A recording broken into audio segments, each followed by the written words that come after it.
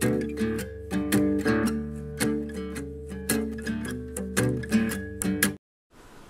guys! I'm excited to share another fall tutorial with you today.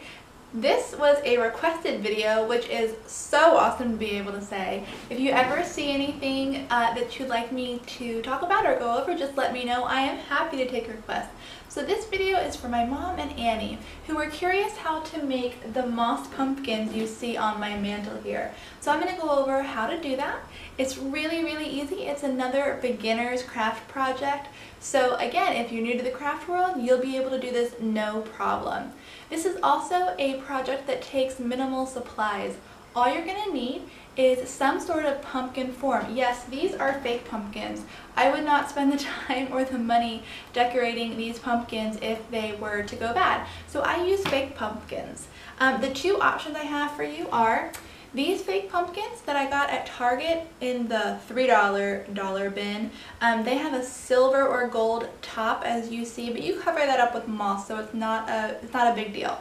Alternatively, you can get a paper mache pumpkin.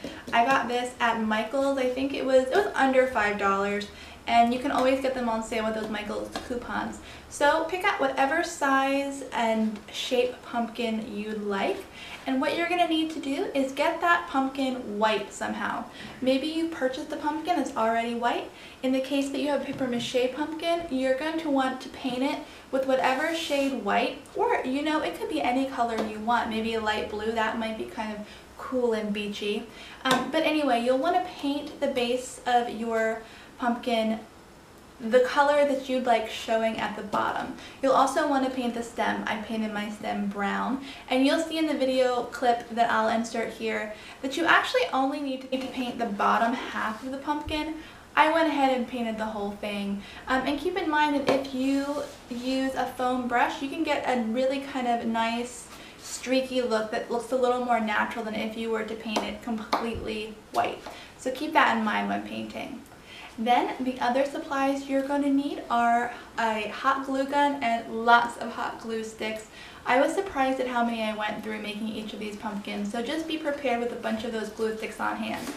And then the other item you're going to need also came from Michael's. Sorry, it sounds crunchy.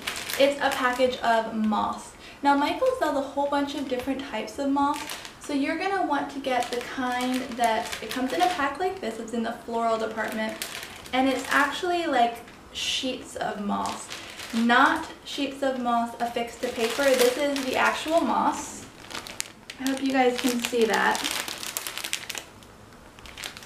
This is the actual moss in its natural form, not glued to paper already.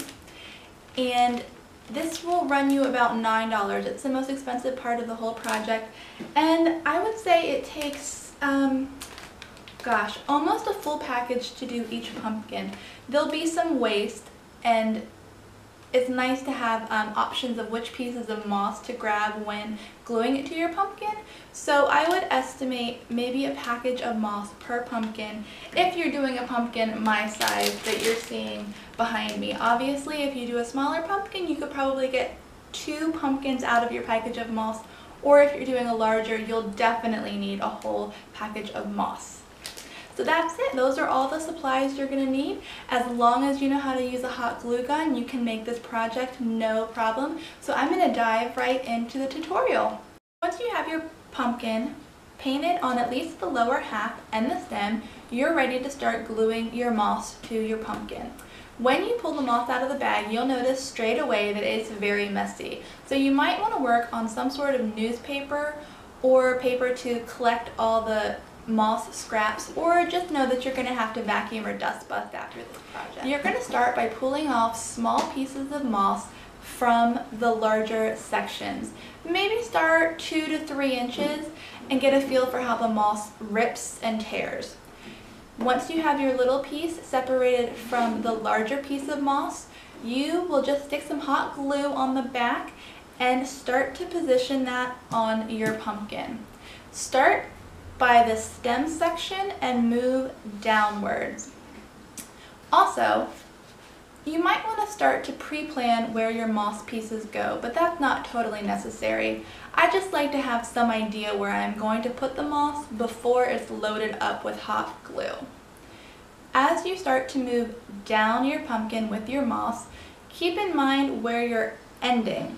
You'll see on my pumpkins, all of the moss ends at varied heights. It's very rough and it's not straight across, and that's just to keep the organic look of the pumpkin going.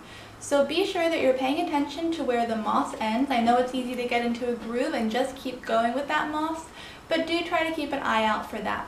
Keep that wild, kind of natural look going. And before you know it, you'll be done covering your pumpkin. It won't take long at all, and you are ready to decorate with this bad boy. You might want to check and make sure there's no glue strings hanging off of the pieces of moss that you glued, but as soon as you're done, you are ready to put this on a shelf and keep the decorating for fall going. Hopefully you're putting it in front of some pressed leaf grid pages that I did in the last video, but this pumpkin's gonna look great anywhere, and the best part is you'll be able to pull it out again next year and use it. So I hope you like this tutorial. It's a nice way to incorporate a fall look without the traditional orange pumpkin.